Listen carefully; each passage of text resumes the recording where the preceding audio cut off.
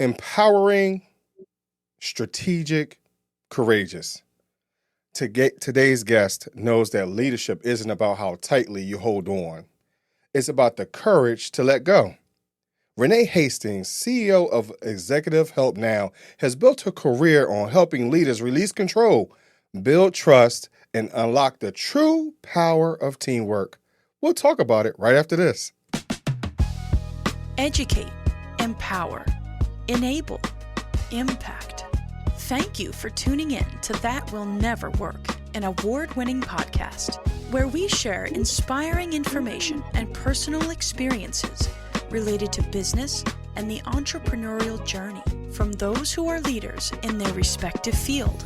Now, here's your host, author and business coach, Maurice. I thank you very much for tuning in. So, you will be able to read Renee's information, her bio, links to her website, all that type of stuff. Of course, we'll be in the show notes, but we're going to jump all the way in. Renee, how many leaders fear that letting go means losing control? And when did you realize that releasing control was the very thing that allowed you to grow as a leader? Wow. Good. Hello, Maurice. Thank you so much for having me on the show. I'm not sure if we're going to be aired in the morning or in the afternoon, but whenever it is, I'm just thrilled to be here.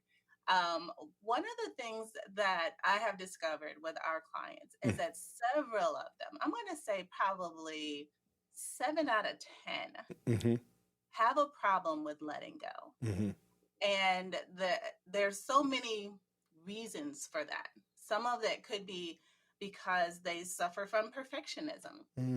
Some of it could be because there's a fear of allowing someone else into their personal business. Some of them could feel like they're losing control because if someone else has this information or someone else acts on their behalf, then there is something like some sort of stigma or some sort of negativity associated with that particular activity. There's many reasons that leaders have a problem with letting go. And one of the first things I encourage them to do is get to the source of what that is. What is that keeps them from letting go? Because it's deeper than just handing over a calendar or an inbox or asking somebody to handle your travel arrangements. It goes deeper. It's a whole lot deeper. And once they do that internal work and they discover what that is, they deal with it, fix it, turn it around. That's when they're going to start to feel the freedom that comes with letting go. There is true freedom in letting go.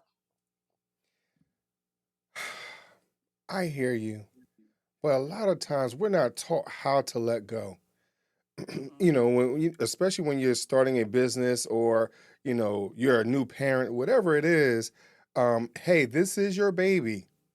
You don't want the wrong information out there. You don't want no one teaching your baby the wrong behaviors, all those type of things. So we hold on so tight. So because we're taught that, innately and taught that, how do we let go, especially if it's so embedded in us down the line? One of the things that's important to do is to let go of one thing at a time. Something small, something minor, something that if something happened, the world would not end. Like something that's fixable, like something you can handle, like if it went awry for one reason or another. More times than not, it won't go awry. When you brought on the right person to your team to delegate this information to.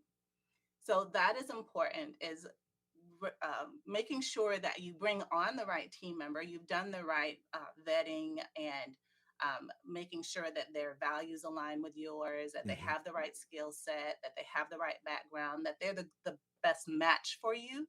And when you delegate that one thing to them, then it's easier to delegate something else once they have repeatedly and consistently done that thing well. without mistakes, with in a timely fashion, with professionalism, over and over again, then you start to build trust. Once that trust is built, then it's easier to add on one more little thing that won't end the world. So you want to keep on adding on Mm-hmm. these little things until you get comfortable. It's important for you to develop a level of comfort with this person because you're letting them into a space that no one else is privy to. Right. This could be new territory for you. New territory is often scary territory. And so when you Hmm. allow yourself to feel the fear and do it anyway, and work through that within yourself with your person, then you'll discover not only that freedom that comes, but also the ability to delegate even better, quicker, because you'll realize, Maurice, that not only is this person capable, Mm. but they end up being a strategic partner for you. They end up being that person you can hand things off to, you can delegate to, and so you don't have to carry the whole load by yourself. If you are a solopreneur or an entrepreneur without a large team, you'll want somebody that can share this load Mm-hmm. because you're not an expert in everything. You are an expert in doing what you do. They are an expert in doing what they do. Mm-hmm. And when you allow them the opportunity to operate in their gifts, Mm. then you're being a blessing to them. And it's a Mm. great relationship that develops and just continues to grow. Renee, like you keep giving up so much information that I'm not sure which way to go because there's so many parts to unpack with that. First, how in the world can I trust somebody again if I wasn't taught that? Because that's not again, I'm an introvert, Renee, and I want to hold on to the as much power as I can, and because of that, that also I think that shows my weakness in certain places and spaces. And because I am the leader, I think I need to show that I am the smartest person in the room. And we get caught up in those type of traps as well. So how would I get over those type of hurdles of, because I am the leader, I have to be the one that knows everything. Right. Well, if first of all, if you are the smartest person in the room, you need to change rooms because you are never going to grow Mm-hmm. being the smartest person in the room. Mm-hmm. You need to surround yourself with other people who know more than you, who have been through more than you, who have overcome more than you, who can speak into you and get you to where they are, which is, hopefully where you want to be. So those being the smartest person in the room isn't a good thing. Mm-hmm. So Mm-hmm. first of all, recognize that, and then to understand that there is a challenge that we all have. Not everybody is an extrovert. Not everybody is just so free flowing with their information. Some Right. people keep things very guarded and to the chest Mm-hmm. and have made a habit of it. Recognize it as a habit. Mm-hmm. And when you're trying to break a habit, it takes 21 days is what I've heard. 21 days to break a habit. And so you keep on doing the things that are uncomfortable for you for 21 days. And not major Mm-hmm. things though. Again, I'm going back to the baby steps. Right. Baby stepping one little thing until you get comfortable. Because you have to get sick and tired of being sick and tired. Mm. Once you get sick and tired of being sick and tired and carrying this whole heavy load by yourself, you're going to say something's got to give. How does it give? You give it to somebody else. You let go. Mm-hmm. Again, these are emotional barriers that I haven't dealt with. I don't understand totally my emotional intelligence. I haven't dealt with it all the way. All these little components that you're referring to. Renee, I don't know how to deal with that. So how do I get over these personal barriers? Because these things are really holding me back. And I notice that even as a leader, when I talk to my team or whatever it is, I'm so standoffish because I haven't dealt with that. I don't want, and also may not want to get too close to these individuals because I want to again keep that superiority identity. So how do I break those emotional barriers? One of the things I think is, so I can relate. So this is why I can speak so freely on this, because I have been here, done this, and I've done the work.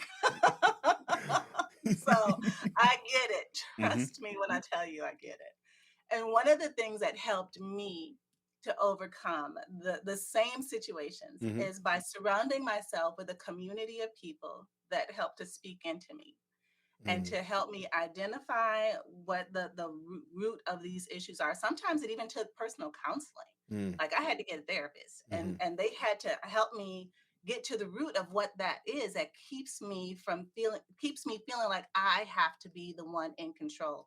I have to be the leader. I'm the one who has to be the boss. I have to be the one to tell everybody what to do, and everybody has to just do what I say, and my way is the right way, and it's my way or the highway. So Mm-hmm. Mm-hmm. I mean, I had a lot to work on. Mm-hmm. And so when that started to break down, and I'm a woman of faith, and Mm-hmm. so I did a lot of communicating with my Bible study group, and we prayed a lot. That may be what works for you or Mm-hmm. something, or it worked for me. Mm-hmm. Um, there are other communities, professional development organizations that have mentorship um, groups that get together, and you partner up with someone else who is where you want to be, or seek them out. Mm-hmm. There's an amazing organization called ICABA that I'm associated with that is all about excellence and Mm-hmm. elevating one another and working together to build Mm-hmm. what it is that we're looking for and making a difference in our communities, Mm-hmm. and in our lives, and building that generational wealth. And so it's organizations like that you can partner with, to somebody there Mm-hmm. who can help. You can have these frank conversations with Right. and say, look, this is what I'm dealing with. You got to be a little vulnerable, you have to Mm-hmm. be a little transparent, you have to kind of open yourself up a little bit to let somebody in, and not feel like that's a weakness. You Mm-hmm. have to overcome that mindset that that's a weakness. Mm-hmm. It is not a weakness, because once you can be real with yourself, then you can start to be real and more truly authentic and Mm-hmm. transparent with your team. And the more transparent you are with your team and authentic with your team that Mm-hmm. you are, the closer knit that team becomes, and the more they will want to do for you because they realize you're just a guy. That's okay. Mm-hmm. And so I'm gonna dig a little deeper because Renee, I did some research. I come prepared, and so the there I listened to another podcast, and you share your personal story of some things you had gone through as a teenager, right? Mhm, mhm. And you're welcome to share, but I'm just going to give the premise of it. And Okay. because of you saying that you're a woman of faith or whatever it might be, sometimes whatever you might have gone through as a kid, and then people look it down upon you because of whatever challenges we did back in the day. And so now that also brings up some type of wall where I don't know how to trust because the adults in my life, the mentors in my life look down upon me now, and now I'm a pariah or whatever it might be. So how do you deal with those real life experiences that affects you as a leader moving forward because I'm looked down upon, especially in a religious organization, possibly. Wow. Well, thank you for bringing this up, because I have shared this on other shows, and I don't share it often. Mm-hmm. But what you're referring to is the fact that I graduated from high school at 16 years old. And when I graduated from high school at 16, I also graduated with a 1 month old son. Mm-hmm. And as a teen mom, there were these stigmas associated and statistics associated with teen motherhood, teen Mm-hmm. parenthood, that if you are a teen parent, then you're going to end up on welfare and be a burden on society. Mm-hmm. And then once you're on welfare, that's going to be your way of life, and you're going to be a part of the system for forever, and you're Right. going to be just a burden. And so my mom, bless her heart, I love her to death. She always said to me before this happened, she said, "You can do anything you put your mind to." Mm-hmm. And just because you now have this child does not mean that your life is over. Mm-hmm. It just means your life is going to be harder, but harder never hurt anybody. It will make you strong and you will be resilient. You will still be successful. Mm-hmm. You will still make something of yourself. Right. And it wasn't like she presented it like an option.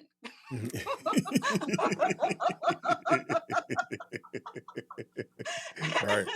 So I really thank her for that, Mm-hmm. because it was because I kept hearing those words over and over in my head that this does not define me. This particular life situation does not define me and who I am and what I'm capable of. Mm-hmm. So I took all of that intestinal fortitude that Mm-hmm. I had, and I went and I applied for jobs, and I ended up getting a very well paying job working for the state of Wisconsin during the day, Mm-hmm.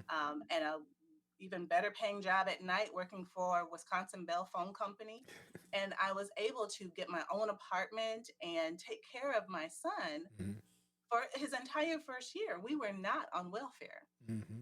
But then I missed all his first, and so that's a whole nother story Right. of the sacrifices that you make when Right. you make these inner vows of what you're going to do to avoid being another statistic. Mm-hmm. So, anyways, long story short, I ended up marrying his father, and we ended up on welfare. But coming from low income housing, food stamps, going to the food pantry at the church, trying to just put enough food on the table, was all of those resources were available to me that I used just for that purpose, Mm-hmm. to help me get off of the system, so that even though I didn't have a welfare check coming in, Mm-hmm. I still had my wages from my jobs that I was working, and I still had, food stamps or whatever.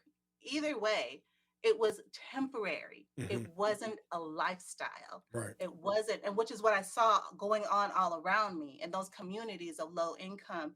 Sometimes all you see is poor people being poor Mm-hmm. and doing things that keep them poor.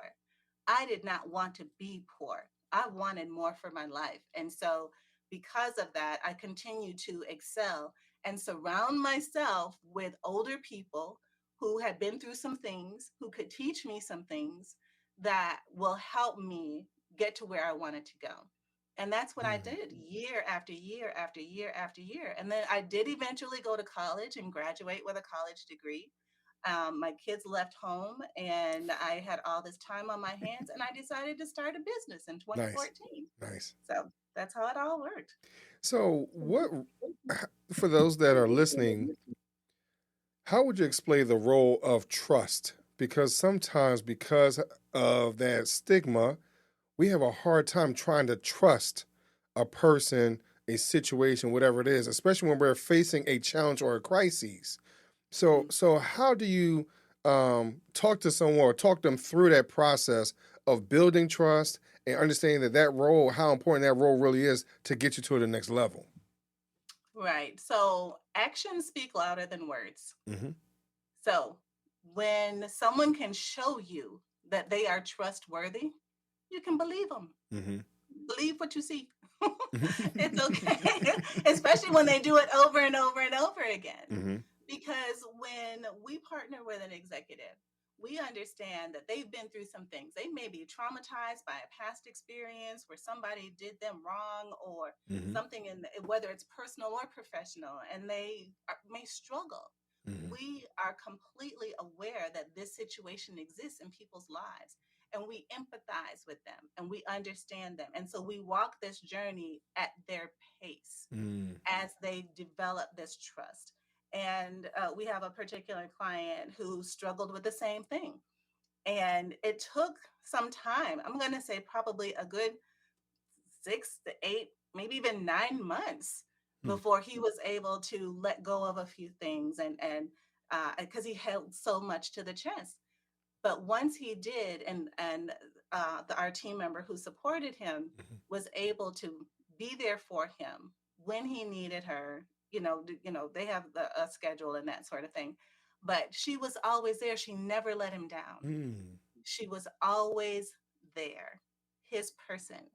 And so he came to rely on that and Hmm. depend on that. And the more he relied on it, the more he depended on it, and the more she was there and she showed up and didn't let him down, that trust starts to develop. And so I think as I'm listening to you, it makes me think of what type of systems would someone need to have in place in order for them to develop that trust and to follow a process, so that way they can start to let go in those situations where they can start to let go of that control, that ego, whatever it is that's stopping them from being, this is just a pure example of a $100 a week organization to now a $1 million a month, situation. So, what type of systems do you think, or do you recommend for someone to develop so they can get over those humps? So it's super important to have a communication system. Hmm. So whether that is a touch base every morning by text with your schedule on your on your phone that your assistant sends to you and says, "Here, this is your lineup for today. Let me know if anything changes or you need to make any adjustments." Or it is a weekly communication that you all have where you assign a bunch of things, and then by the next week when y'all get together it needs to get done, and then you Hmm. get together and you check in and all those things are done, and then you assign some new stuff. uh, every person has their own style and way of communicating. When you are communicating with your assistant on a regular basis, whatever regular looks like for you, then that helps you create the systems that you need internally Hmm. to not only release, but to move forward the needle of your business. Because one of the things that we love to do is check in with our clients and say, "Hey, what's going on for this week? Not only this week, but what do you have coming up the next month, the next 2 months, the next 3 months? Where do you want to be by the end of this quarter?" And so once you share with us, and we give you that opportunity to think that through, Hmm. and you share that with us, we then keep you on track and say, "Hey, you're making this decision to do this right now, but what about when you said this? Hmm. How is this going to impact that?" Hmm. So that's the level of assistance that you get when you partner with a company like mine or Executive Help Now, that they are thought partners with you to help you get to your next level and help you scale and grow. And so this was the great segue because um, I listened again. I did my research and listening to you how you started your organization. That you trusted in yourself, you bet on yourself, but a lot of that had come from your past, like your experiences. So it wasn't like you just popped out of thin air. Because sometimes we don't value where we've been. We don't value the conversations we might have had or the daily tasks that there's sometimes we don't value that because we don't always get that from our leaders. We don't understand that value. So can you explain to the listeners what encouraged you to start your organization? So when I love that term "bet on yourself," Mm. because when the odds are against you, and you're kind of, people are saying, "Oh, well, you'll never amount to anything. Here Right. you are, this teen mom, and all you're going to be is this burden on society." First of all, them's fighting words. Okay.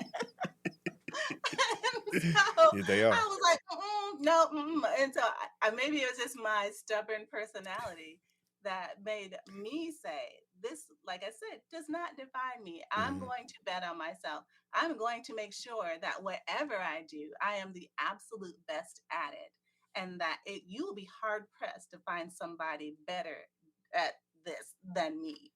So as I continued gaining skills and knowledge and being given opportunities, stretch opportunities to prove myself, Hmm. then that just made me even more valuable to my employer at the time, because I was working in corporate America. Hmm. And I took all of those experiences, all the good experiences where I met the goals, I met the objectives, all the bad experiences where I may have fallen short, Mm-hmm. and did some assessment and figured out, what did I do? What should I have done differently?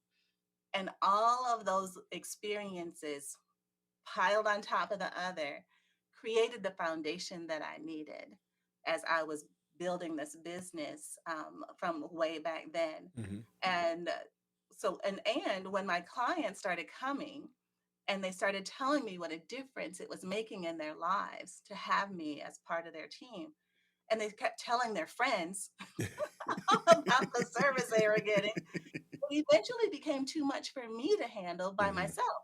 And I was working just as many hours in the evening on my business as I was during the day for my Right. day job. And so when you're burning the candle at both ends, Mm-hmm. something's bound to suffer. Right. And I was raised with a very strong work ethic and a high standard of excellence. And when things are not perfect, and things don't turn out the exact way that I have planned, Mm-hmm. then I know that something's got to give. And so that's when I brought on my own first virtual assistant. And it was from then that I realized the difference that having a virtual assistant in my life made. Like, it was night and day. Like, I could finally breathe. Mm-hmm. And that led to my ability to lead, because now I have somebody that I'm responsible for, Right. and giving them work and following up. So I'm practicing what I'm preaching. Mm-hmm. And so it just makes sense that when you bet on yourself and you allow yourself to be taken care of, Mm-hmm. that's when the magic happens, and that's when things change, and that's when the business starts to grow. There's something that you said though, in that there's no one better than you, right? That mentality. Mhm. A lot of times we don't have that confidence in ourselves. We don't understand that um, because we are our authentic selves, there is no one better than me because I'm me. No one could be better than me at me being me than me, right? You know, Right, and right, and, exactly. and so when we start an organization, we're working our 9 to 5s, we're a parent, whatever the situation might be, we're bringing our best selves in that moment because we can't be perfect 100% of the time. Some people Right, try, but we can't be, right? right. But Nobody's perfect. but I think that no, if everyone had that mentality that, hey, you know what, I am 100%. I qualify to be in this position. I own this position or whatever it is because again, confidence kind of throws us off, and based off of personal history. Again, like I said, because I've had some supervisors that just did not pour back into me, and that kind of tore me apart. And we're sitting there doing employee reviews, and I thought I did a great job over the last 6 months, and now I feel bad, Mhm. and so I think that's something that a lot of times we don't have that mentality because we don't get that feedback in that manner. Right, right. I hear you. I absolutely hear you. And sometimes when we're getting those performance reviews in corporate America, that they we may have blind spots that Hmm. we're not aware of. I had a blind spot that I wasn't aware of, and I had a boss who was kind enough to care enough to tell me about these blind spots. And he said to me, because he said, Renee, you come in and you're working with your team members and you're all polished and professional and you got your degrees, and you walk in and the air in the room just changes. And he said, but you get what you need, but you're killing the soldiers along the way. Mm-hmm. And so he's like, you're being a bull in a china shop. And I'm Right. like, what are you talking about? And he said, yeah, you you are walking around like the world revolves around you, and people need to stop what they're doing to give you what you need for me. Mm-hmm. And he said to me, I'm not that important, and neither are you. Mm. Stop it. Stop it. And if you don't change, then maybe this isn't the job for you. And so when he presented that to me, first of all, I was mad. I was like, what? I'm just here to do a job. I'm not here to make friends. I'm not here to try to, be everybody's buddy. Mm-hmm. I'm here to do a job and do it well. And he's like, yes, you are here to do a job and you do it very well. But along the way, you need to develop relationships with people Mm-hmm. because that is going to be what helps catapult you to the next level. Mm-hmm. Oh, Maurice, he might as well have said you're gonna have to jump off the cliff in the Grand Canyon. And I was like, there's absolutely no way I want to do this. Mm-hmm. I don't want to develop relationships with people. Mm-hmm. There were no truer words.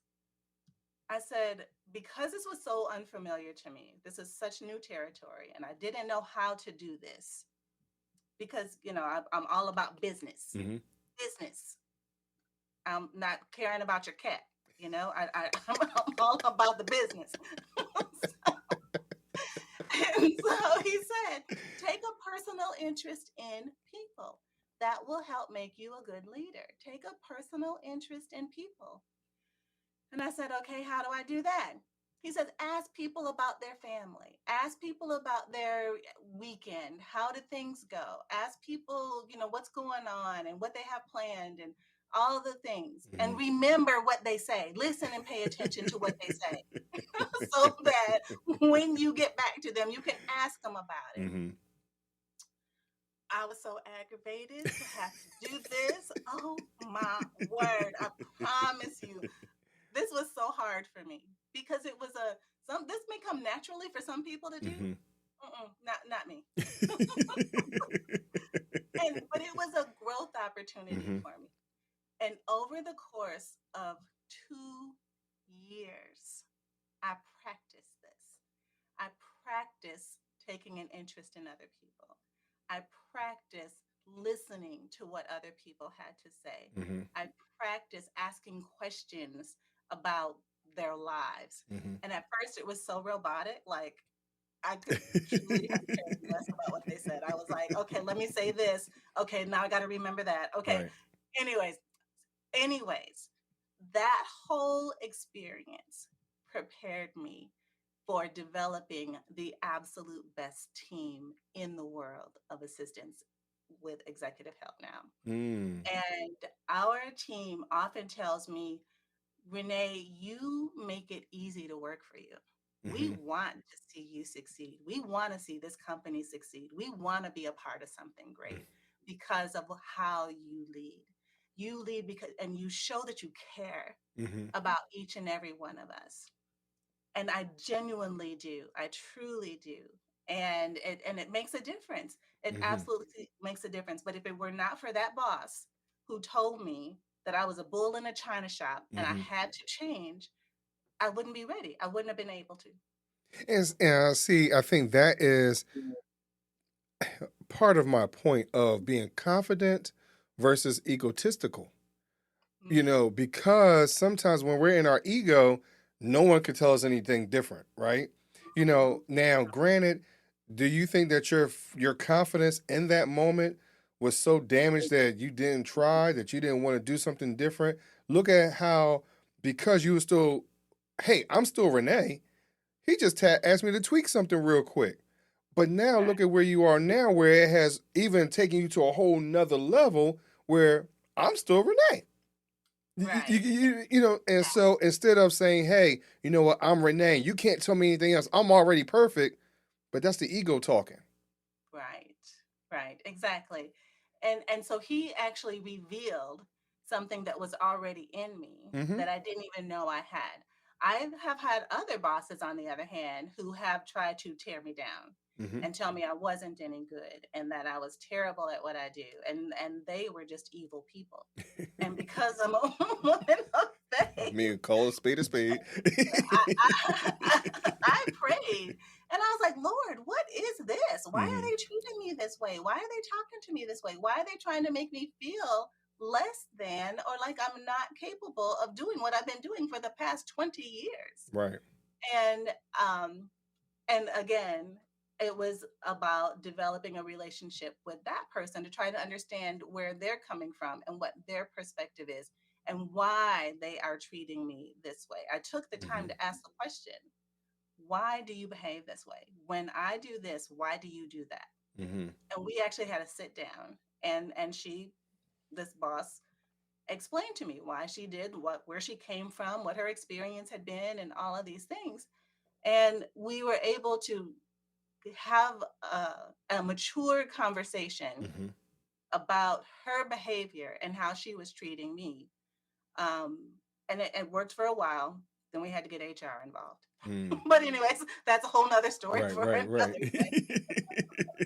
But yeah, it was bad. It was really bad.